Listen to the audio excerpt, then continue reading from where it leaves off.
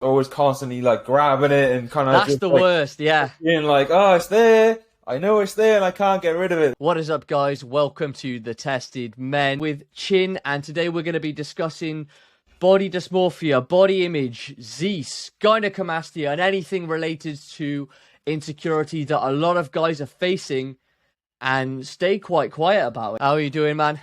I'm doing excellent. Thank you, brother man. How are you doing? Awesome, awesome. I'm doing fantastic. Little bit of under pressure, so we'll get into that a bit later. I've never really had body dysmorphia or, anything like that, but, gyno has affected me since my teenage years. I led quite an estrogenic childhood, raised by a single mum, drinking hot chocolate out of water bottles, melting all the plastic, getting in the bloodstream. Yeah, Jeez. not good, bro. Not good. Lots of phytoestrogens coming into the diet, and obviously it's led to me growing tits. Something I have been quite conscious about my entire life, because men shouldn't really have full-blown breasts. Kind of get away with it now because it kind of just looks like I'm jacked, but it's I know I that understand. it affects a lot of young men, older men. It affects a lot of men, especially now. Yeah, you recently went to Greece, and you mentioned to me a lot of the guys there have developed gyno. Yeah, man, that was weird because a lot of the men seemed very masculine. They had the brow, they had those kind of stoic dispositions about them, but a lot of them were overweight, and even the non-overweight guys, like the skinny dudes, they had the biggest cases of gyno I've ever seen. Like people that just kind of look Jeez. skinny fat, but they had like really large kind of gyno breasts, and I've never seen that before. So it was so common as well. Fat cells contain the enzyme aromatase, which then converts testosterone into estrogen.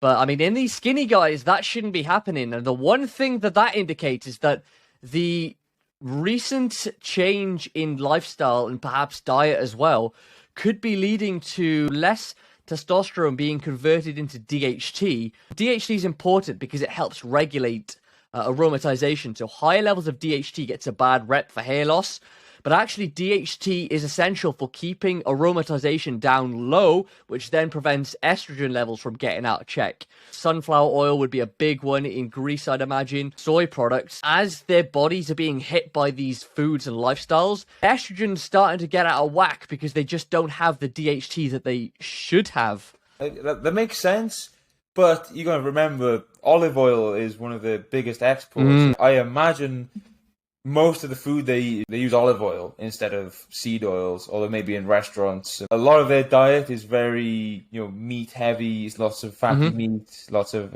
lamb, beef, chicken, Greek salad, feta cheese. Yeah. So I don't really know if any of that has causes estrogen imbalances or... It's a multitude of reasons. I mean, you go for a shower nowadays, you put on your Pantene Pro V, and that's full of phthalates and like God knows what. Whenever you see something that says parfum, that's a like blanket term, over 200 potential ingredients that it could include, and of course many of those are not endocrine friendly. There's also speculation whether the olive oil consumed, is it pure olive oil or they mix it around? I heard in Italy and Spain there's a big mafia that goes around with the Yeah, it's quite for a lot of olive oil companies. Like I think Felipe Berreggio is one that I used to use, and I found out that it's not real extra virgin olive oil. It's like they must make bank from that. There's also plastics. It's almost everything in your environment. And of course, you go somewhere in Southern Europe like Greece, Bulgaria, where they get lots of sunlight, and the guys there are generally quite androgenic. Bulgaria is where my mother's from. They got that strong brow ridge, and they look a bit like cavemenish, and they got those strong masculine features. DHT is what provides more of that than testosterone itself. Many of these things, like plastics, they don't just hit testosterone, but DHT, and more significantly than testosterone. What's going to happen now, generationally, as DHT levels drop, the epigenetics are going to change, and over time, generations will become more feminized. Whether it's a grand conspiracy on the masculinity of the youth of today, or whether it's just people trying to save costs because of glorious capitalism, either way, it's still going to have a tremendous effect on how men look and act and behave in the future. And it is kind of worrying given the current, political climate on gender related subjects. If you look at like masculine role models, so about 10 years ago, you know, there was Zeus. Zeus was like, go out there, be a sick, be a legend, basically, acquire dance moves, get women, get aesthetics. The thing is, while that was great for getting guys into the gym, it also pushed men towards not really getting rid of their insecurities, but redirecting them. Yeah, Zeus became an idol of aesthetics. He touched a generation of men that were nerds. He was a big gamer himself, so he was showing everyone, like, you can be a nerd, but you can also be sick. When people go to the gym purely to look good, you're redirecting your insecurity. When you fix that, you'll just find something else to be insecure about. You're never good enough. That's the issue I faced as well. When I'd go to Bulgaria, I saw everyone else having these amazing genetics, jacked bodies, and I was there with this, like, rubbish body. I felt, at least. A lot of it was just down to lack of consistency and lack of proper lifestyle. I kind of took that to the next level when I started steroids after a breakup with my ex-girlfriend back then. All that was just redirected trauma and insecurity, and that did not turn out well. You look in the mirror and then you're like, this isn't perfect. Focusing solely on aesthetics, it's not going to take you far. It's good to see those improvements. It keeps you motivated, but there will be a point where you're like, I don't feel good enough. This guy's got bigger biceps. Kind of pushes people towards things like steroids, like I did. When you're building aesthetics, you are doing it for other people. I understand people want to look good, but the only reason you want to look good is so people perceive you as looking good, right? Social media, people claiming that they're natural when they're not. Young men are thinking, well, why can't I achieve that? Depressed, and then they turn to steroids because they want to hit these goals. It just becomes one massive ego inflation. Don't get me wrong, I am an advocate for anyone who wants to go to the gym, but the reason needs to be right. If you're doing it just to impress other people, you're shrouding yourself with the guise. It's not good.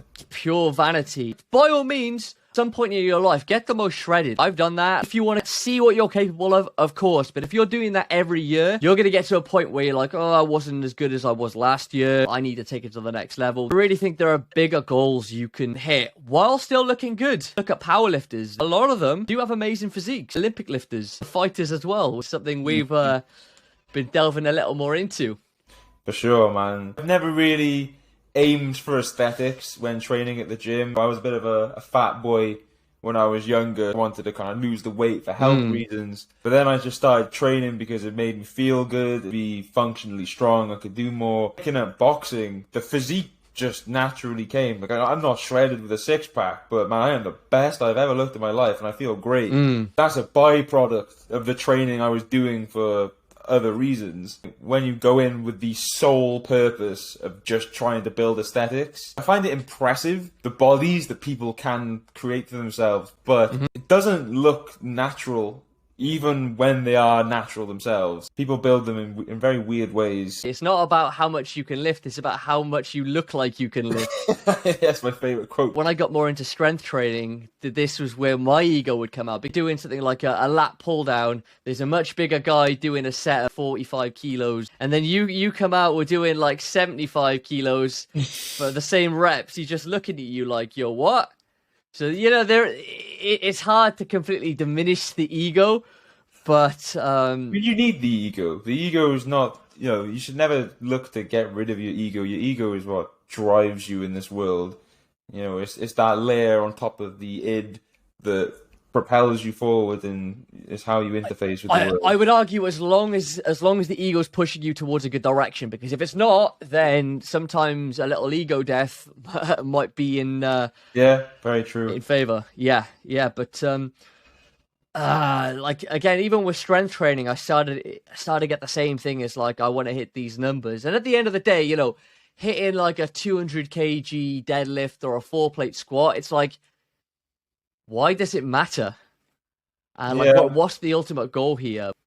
I think that's the problem, isn't it? Is there can always be, you can always lift more. You can always lift. You can always look better.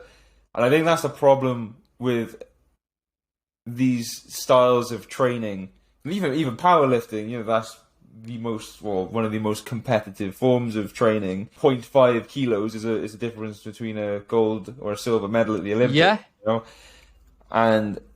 But you see the effects that it has on those people when they're done. Like, look at Ronnie Coleman, man. He's messed up. He can barely walk. Top respect of Ronnie, like, absolute legend. But Yeah. that to me is just your ego pushing you so far that you are just damaging yourself for the sake of wanting to look good on a stage and win a trophy. So taking that powerlifting aspect and put it into bodybuilding, the guy went up super hard, but then again, that's why he's known as like the greatest, because he just really pushed it to the next level. Like you've seen him doing the barbell lunges, like was it like 80 or 100 kilos or something like that, and he's just absolutely insane. But you got to respect the mentality, man. Oh yeah, for sure, 100%. Anyone who's willing to put themselves through that to achieve a goal, top respect. It's just you got to be careful what your goal is, otherwise you may not ever reach the end, and you may just overstep your bounds. And you'll face the dragon, and the dragon is not he's not going to let up on you. Yeah, it takes me back to when I was running those steroids, and my life was literally just like train, eat, sleep, repeat, take steroids, train, eat, sleep, repeat. And that was all my focus. And then I get to Bulgaria where I'm like, okay, I'm going to get shredded now on gear, the most shredded I've ever been. Within 2-3 days, my appendix explodes. And yeah, I mean, I'll put a picture on the screen for the guys watching this, but it was not a nice situation. And it nearly cost me my life. So that's why, I learned my lesson from that. That's actually when I developed my gynecomastia. I was in the hospital bed and I couldn't take aromatase inhibitor, so I couldn't stop the estrogen from actually taking over and giving me that breast tissue. So unfortunately, that's the case. And, it's been a battle over the past few years with the gyno. I look at myself in the mirror, I see it. That's the first place my eyes go, the gyno. As I've moved away from aesthetics and weight training in general, moved to boxing, I don't really care. I don't care. That confidence, I mean, I think that's something that we really found within switching to boxing. Yeah, 100. I feel the exact same. Maybe even before boxing, honestly. Like when I kind of switched my mindset from how I look to, well, I just want to be healthy and train. I stopped caring so much about what people thought I looked like. I shaved my head. I stopped caring about my gyno so much. I still look at the mirror sometimes and be like, oh, it'd be better if it was gone. Yeah.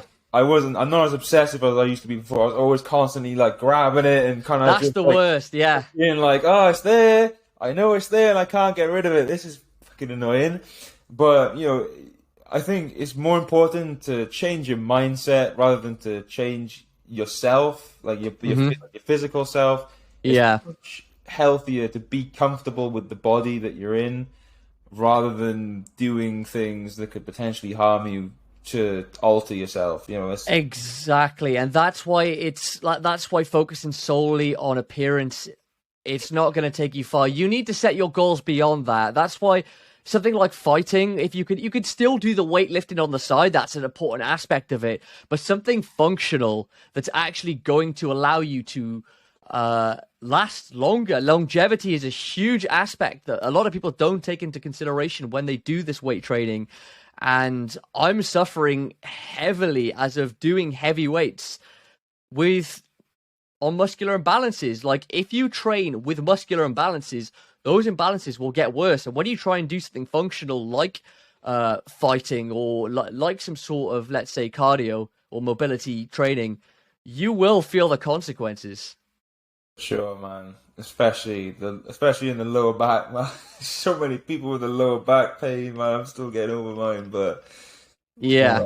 At the end of the day, you live and learn, and we're starting to realize how much that's affected us for boxing and just doing more kind of functional stuff.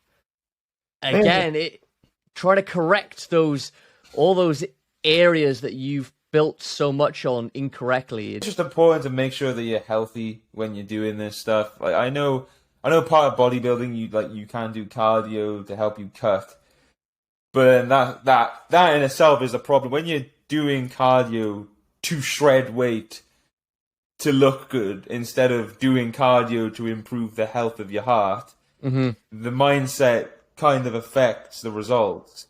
That's psychosomatic for you. Cardio is something almost every gym bro neglects. Let's say that those looks did help you get a nice woman, okay? Now what? You go in the bedroom, you're a what? A 1-2 pump chump. You take your ladies to the bed, you have that mindset, you're like, I'm going to dominate this girl, I'm going to make her feel more of a woman than she's ever felt before, and the next thing you know... You're fucking hyperventilating. Exactly, and like, then what's in your head is that I didn't perform, she's not going to respect me, and that gets to you. Guys, do your cardio, do your high-intensity training. It sucks, that's why you need to do it. It sucks, and by doing that, you become much stronger mentally as well as health-wise. For sure, you can't beat around that. Get up, go for a 2-mile run. If you're worried about calories, like a 2-mile run, that's about, let's say, 250 calories. Less than a jacket potato. That's all. Drink some orange juice. And the benefits are almost instant. I went from never running in my life to just getting up and running 3.5K one day. And then a 5K, and that's just consistent now, and it's part of the lifestyle. Now I just feel so much healthier for it.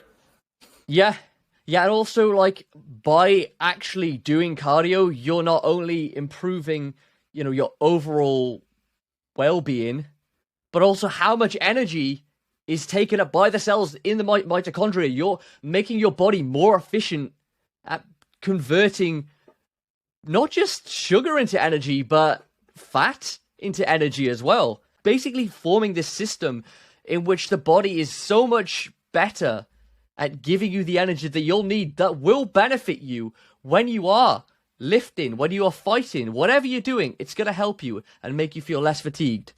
For sure, man. One last thing you want to talk about, losing your hair as well was a big factor. For sure, man. For you.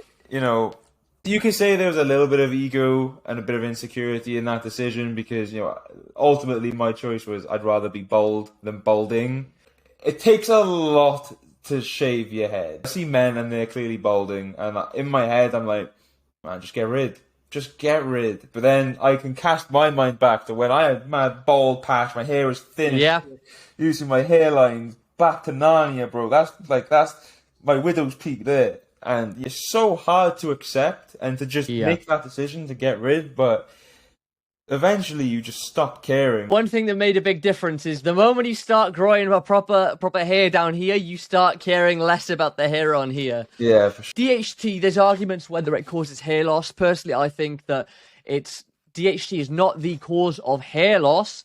However, DHT ending up in the tissue in your scalp is the cause of something else, and that in itself, estrogen dominance, being in a chronic state of stress, is going to affect the amount of energy that your cells get, and then DHT ends up in the tissue, and that itself is what's causing the hair loss.